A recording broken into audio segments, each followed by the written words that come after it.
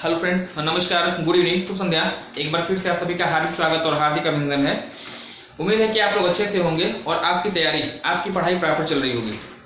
उत्तर प्रदेश अधीनस्थ सेवा चयन आयोग की प्रारंभिक पात्रता परीक्षा को ध्यान में रखकर ये 10-10 प्रश्नों की जो है एक श्रृंखला चल रही है। आप एक कॉपी और एक पेन लेके बैठिएगा और वीडियो को अंत तक देखिए। निश्चित रूप से जो है यदि आप अंत तक देखते हैं, इन प्रश्नों की संख्या आपको 10 लग सकती है, लेकिन अगले 10 से 15 मिनट के दौरान जो भी आपका पोस्टमार्टम होता है इन प्रश्नों का, यदि आप इन सभी प्रश्नों को नोट करते हैं तो निश्चित रूप से ये संख्या आपकी 25 से 30 क्वेश्चन आपके यहाँ पे सॉल्व हो जाते हैं। आगे बढ़ने से पहले अगर आप चैनल पे पहली बार आए हैं, चैनल को सब्सक्राइब करके बेल आइकन को प्रेस कर दीजिएगा, क्योंकि ऐसे ही हेल्पफुल कंटेंट मैं आपको प्रोवाइड करता रहता हूँ। आइए शुभारंभ करते हैं आज की इस क्लास का। पहला प्रश्न आपसे पूछा गया है। यहाँ पे पूछा गया कि अमेजन नदी जो है किस महासागर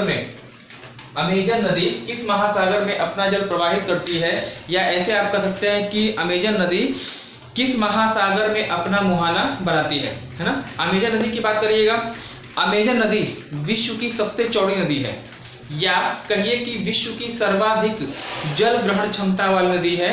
और यह नदी एंडीज पर्वतमाला पर स्थित लैगो वेल्फेरो ग्लेशियर से निकलती है, पूर्व दिशा में प्रवाहित होती है और दक्षिण अमेरिका महाद्वीप में प्रवाहित होती है। दक्षिण अमेरिका महाद्वीप के पूर्व में अटलांटिक महासागर में यह नदी जो है अपना मुहाना बनाती है। याद रखिएगा कहाँ पे अपना मुहाना बनाएगी, तो अटलांटिक महासागर में, है ना। अमेजन नदी विश्व की सबसे चौड़ी नदी है, सर्वाधिक जल ग्रहण क्षमता वाली नदी है, और यह दक्षिण अमेरिका महाद्वीप में प्रवाहित होती है। मुख्य रूप से कहा जाए ब्राजील, हालांकि दो देश आपके आते हैं, इक्वाडोर और ब्राजील, दो देशों में प्रवाहित होती है और अटलांटिक महासागर में अपना मुहाना बनाती है। इसी नदी के किनारे पर एक बंदरगाह है, ब्राजील में एक बंदरगाह स्थित है और उस बंदरगाह का नाम है मनाउस, है ना। मनाउस बंदरगाह विश्व का सबसे बड़ा आंतरिक बंदरगाह है, ब्राजील में स्थित है, इसी अमेजन नदी के किनारे पर स्थित है ना। नेक्स्ट अगला जो प्रश्न आपसे पूछा गया है, यहाँ पे दिया गया है कि विश्व की सर्वाधिक लवणता वाली झील, मोस्ट इंपॉर्टेंट क्वेश्चन होगा। पिछले 10 साल में ना जाने कितने एग्जाम में ये आ चुका है, अनगिनत एग्जामों में आया हुआ है, और ये क्वेश्चन एक प्रचलित क्वेश्चन है, रिपीटेड क्वेश्चन है, आपसे गलत नहीं होना चाहिए। विश्व की सर्वाधिक लवणता वाली झील का नाम क्या है और यह कहाँ पे स्थित है? तो सर्वाधिक लवणता वाली, देखिए खारा पानी अलग चीज है, लवणता अलग चीज है। अगर आपसे पूछा जाए कि खारे पानी की विश्व की सबसे बड़ी झील कौन सी है ना, विश्व की खारे पानी की सबसे बड़ी झील कौन सी है, उत्तर आप बताएंगे कैस्पियन सागर। लेकिन अगर आपसे पूछा जाता है कि सर्वाधिक लवणता वाली झील कौन सी है, तो उत्तर आपका होगा वान झील कहिएगा, या इसी को कहीं कहीं लिखा मिलेगा आपको वान गोलू झील, है ना। वान गोलू झील कहाँ पे है? तुर्की में स्थित यह झील विश्व में सर्वाधिक लवणता वाली झील है। तो सबसे बड़ी खारे पानी की झील कैस्पियन सागर, जो कि एशिया और यूरोप महाद्वीप के बीच में विभाजन का कार्य करती है, और वान गोलू झील जो कि सर्वाधिक लवणता वाली झील है, तुर्की में इसकी लोकेशन होगी। नेक्स्ट अगला प्रश्न जो आपसे पूछा गया है, दक्षिण गंगोत्री, मैत्री और भारती, है ना, क्या है? दक्षिण गंगोत्री, मैत्री और भारती क्या है, यह आपसे पूछा गया है। एक इंपॉर्टेंट क्वेश्चन होगा यह भी, इसको भी मोस्ट इंपॉर्टेंट की श्रेणी में आप रखेंगे कि यह क्या है और कहां पर स्थित है। देखिए, विश्व का सबसे बड़ा महाद्वीप एशिया, विश्व का 5वां सबसे बड़ा महाद्वीप अंटार्कटिका महाद्वीप की लोकेशन कहां पे है? दक्षिणी गोलार्ध के समीपवर्ती भागों में है ना। पूरी तरह से आइस से कवर्ड है, बर्फ से ढका हुआ यह आपका महाद्वीप है। इसलिए विश्व का सबसे ठंडा महाद्वीप भी अगर आपसे पूछा जाता है तो अंटार्कटिका महाद्वीप ही है ना। इस महाद्वीप को आप श्वेत महाद्वीप के नाम से जानते हैं, गतिशील महाद्वीप के नाम से जानते हैं, और साथ ही साथ विज्ञान के लिए समर्पित महाद्वीप भी कहते हैं। 3 विशेषताएं हैं आपके अंटार्कटिका महाद्वीप में। इसी महाद्वीप में आपके देश भारत के द्वारा 3 अस्थायी शोध केंद्र की स्थापना की गई है, और इन शोध केंद्र का नाम क्या है? तो दक्षिण गंगोत्री, मैत्री और भारती, है ना। दक्षिण गंगोत्री, मैत्री और भारती भारत के द्वारा अंटार्कटिका महाद्वीप में स्थित अस्थायी शोध केंद्र है, वहां पर ये लोग इस अस्थायी रूप से निवास करते हैं, वहां के धरातल का अध्ययन करते हैं और वहां पे ये पता करते हैं कि कहां पर कौन सा खनिज संसाधन मिल सकता है ना। आरंभ से ही वैज्ञानिक गतिविधियों का केंद्र बिंदु होने के कारण जो है इस महाद्वीप को आप विज्ञान के लिए समर्पित महाद्वीप भी कहते हैं, है ना। एग्जाम में आपसे पूछा आता है दक्षिण गंगोत्री की स्थापना कब हुई थी, मैत्री की स्थापना कब हुई थी और भारती की स्थापना कब हुई थी। आप मुझे कमेंट सेक्शन में बताइएगा इन तीनों ही शोध केंद्र की स्थापना किस वर्ष हुई है। और साथ ही साथ एक प्रश्न आप मुझे और बताएंगे कमेंट सेक्शन में, भारत का अंटार्कटिका अनुसंधान केंद्र किस राज्य में स्थित है ना। भारत का अंटार्कटिका अनुसंधान केंद्र किस राज्य में स्थित है, आप मुझे कमेंट करके बताएंगे, है ना। चलिए नेक्स्ट अगला प्रश्न जो आपसे पूछा गया है, भारत के महान्यायवादी कहिएगा या अटॉर्नी जनरल ऑफ इंडिया, है ना। अटॉर्नी जनरल ऑफ इंडिया या भारत का महान्यायवादी की जो नियुक्ति होती है वह किसके द्वारा की जाती है। एक इंपॉर्टेंट क्वेश्चन होगा, भारत का राष्ट्रपति आपने प्रॉपर पढ़ा है, अनुच्छेद 76 याद रखिएगा, भारत के राष्ट्रपति, है ना, भारत के राष्ट्रपति के द्वारा जो है भारत के महान्यायवादी की नियुक्ति की जाती है, अटॉर्नी जनरल ऑफ इंडिया की नियुक्ति की जाती है। और अगर अनुच्छेद पूछता है किस अनुच्छेद के तहत की जाती है तो अनुच्छेद 76 जो है आपका यहाँ पे उत्तर होगा, है ना। तो राष्ट्रपति के द्वारा नियुक्ति होगी, 76 के अंतर्गत होगी। और साथ ही साथ महान्यायवादी की अगर बात करिएगा तो केंद्र सरकार का सर्वोच्च विधि अधिकारी होता है, कानून अधिकारी होता है और किसी भी कानूनी मामले में महान्यायवादी ही सलाह देता है कि अगला स्टेप केंद्र सरकार को क्या लेना है ना। तो सबसे बड़ा कानून अधिकारी है। आप मुझे कमेंट सेक्शन में बताइएगा कि महान्यायवादी का जो कार्यकाल जो होता है वह कितने वर्षों का होता है, आपसे प्रश्न का उत्तर अपेक्षित होगा। एक बार फिर से, महान्यायवादी का कार्यकाल कितने वर्षों का होता है और भारत के पहले महान्यायवादी कौन थे, कमेंट सेक्शन में आप कमेंट करके मुझे बताएंगे, है ना।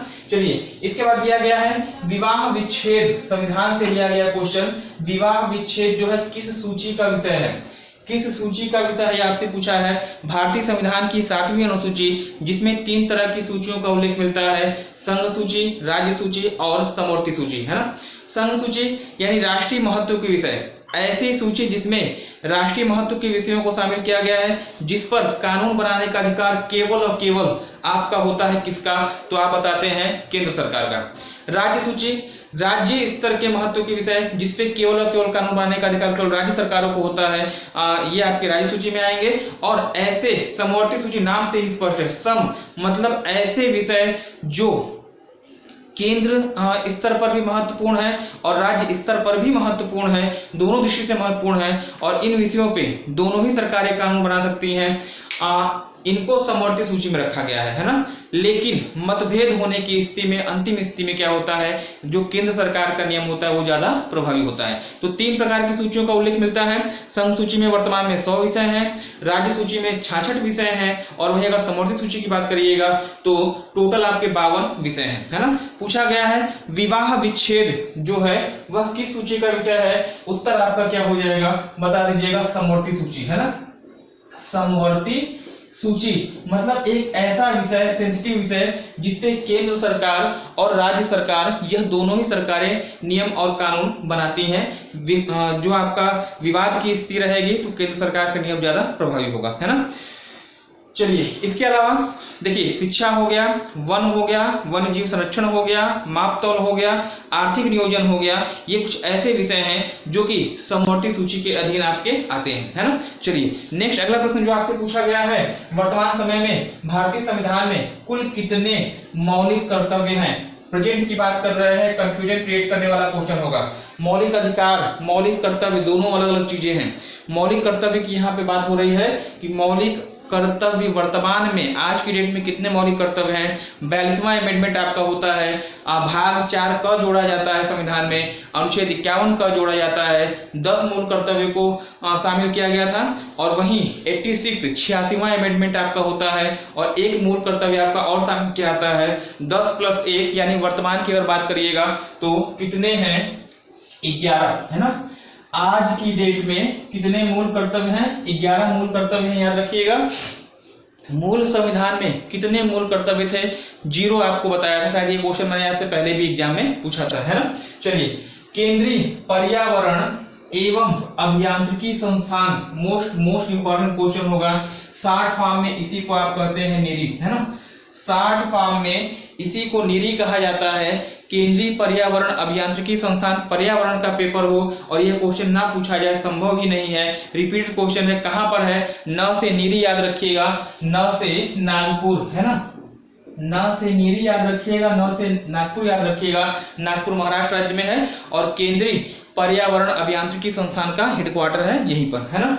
नेक्स्ट अगला प्रश्न आपसे पूछा गया है, नवीनतम बाघ आरक्षित क्षेत्र, है ना। भारत का नवीनतम भाग टाइगर रिजर्व कौन है? बाघ आरक्षित क्षेत्र कौन सा है आपसे पूछा गया है। प्रोजेक्ट टाइगर की स्टार्टिंग 1973 ईस्वी में प्रोजेक्ट टाइगर का शुभारंभ किया गया था और आज की डेट में जो है कुल 53 टाइगर रिजर्व हैं। 53वां कौन सा है वो आपसे पूछा गया है, गुरु घासीदास, है ना। गुरु घासीदास टाइगर्स रिजर्व, और ये कहां पे पड़ता है? छत्तीसगढ़ राज्य में। भारत का 53वां राष्ट्रीय बाघ आरक्षित क्षेत्र होगा, है ना। चलिए next, tigers day. Tigers day कब मनाया जाता है और साथ ही साथ पहली बार टाइगर्स डे आपका किस वर्ष मनाया गया था और कहां मनाया गया था? आप मुझे कमेंट करके उत्तर दीजिएगा, है ना। अगला प्रश्न जो आपसे पूछा गया है, तीसरी बौद्ध संगीति, इंपॉर्टेंट क्वेश्चन होगा आपके लिए। बौद्ध संगीतियां हमेशा पूछी जाती हैं, है ना। बौद्ध संगीतियां हमेशा ही पूछी जाती रही हैं। तीसरी बौद्ध संगीति का आयोजन कहाँ पे हुआ था? पहली राजगृह सप्तपर्णी गुफा में, दूसरी जो आपकी हुई थी वो वैशाली में, है ना। तीसरी आपकी होती है पाटलिपुत्र में और चौथी आपकी होती है कश्मीर कुंडल वन में, है ना। तो तीसरी कौन सी हुई थी? पाटलिपुत्र। शासनकाल किसका था? अशोक के शासनकाल में, और मोगली पुत्र तिस्य जो है इसके अध्यक्ष थे, है ना। अभिधम्म पिटक का उदय संभवतः जो है वह इसी संगीति में हुआ था, है ना। अंतिम क्वेश्चन आज के सेशन का, सिंधुकालीन सभ्यता का सबसे पूर्वी स्थल कहां पर स्थित है वह आपसे पूछा गया है। तो याद रखिएगा, सबसे उत्तरी स्थल सिंधुकालीन सभ्यता का मांडा जम्मू कश्मीर में, है ना, अखनूर।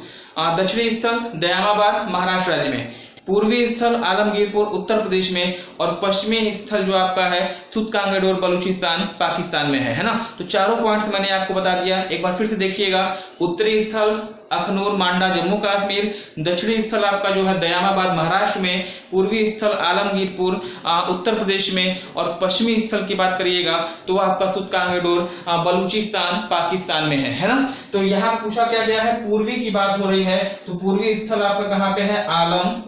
आलमगीर, है ना, आलमगीरपुर उत्तर प्रदेश, और उत्तर प्रदेश में जिला कौन सा होगा? मेरठ, है ना। उत्तर प्रदेश के मेरठ जिले में जो है ये आपका स्थित है, और किस नदी के तट पर है? तो यमुना की सहायक एक आपकी है हिंडन नदी, है ना। 1958 यज्ञदत्त शर्मा के द्वारा इस स्थान की रिसर्च की गई थी, अन्वेषण की गई थी, है ना। बेहतरीन सेशन रहा आपके लिए, बेहतरीन सेशन रहा। मुझे लगता है कि यह वीडियो आपके लिए कहीं ना कहीं जो है यूजफुल जरूर रहेगा। जो चीज़ें मैंने आपको बताई हैं ये 10 तो आपको नोट करने ही करने हैं। इसके अलावा जितनी भी अन्य चीज़ें मैंने आपको बताई हैं उसको आप नोट्स में आप जरूर इंक्लूड करिएगा। निश्चित रूप से ये आपके लिए फायदेमंद रहेगा। वीडियो को अधिक से अधिक शेयर करिए। चैनल पे पहली बार आए हैं, चैनल को सब्सक्राइब करके बेल आइकन को प्रेस कर दीजिएगा, क्योंकि ऐसे ही यूजफुल कंटेंट मैं आपको प्रोवाइड करता रहता हूँ। धन्यवाद। Have a nice day, good night, शुभ रात्रि।